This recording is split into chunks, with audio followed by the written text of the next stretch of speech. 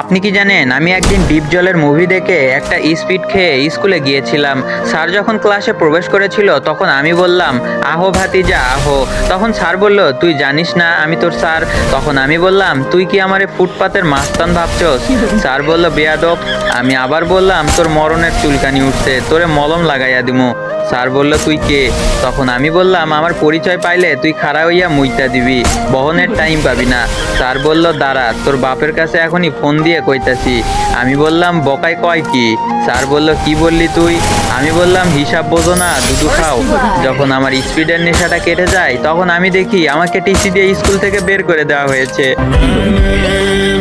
আপনি কি জানেন আমি একদিন ডিপ জলের মুভি দেখে একটা স্পিড খেয়ে স্কুলে গিয়েছিলাম।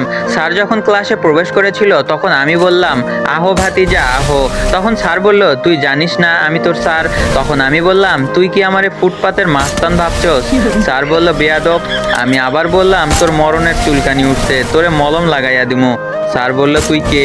তখন আমি বললাম, আমার পরিচয় পাইলে তুই খাড়া হইয়া মুইতা দিবি, বহনের টাইম পাবি না। স্যার বলল, দাঁড়া, তোর বাপের কাছে এখনই ফোন দিয়ে কইতাছি। আমি বললাম, বকাই কয় কি? স্যার বলল, কি বললি তুই? আমি বললাম, হিসাব বোঝো না, দুধু খাও।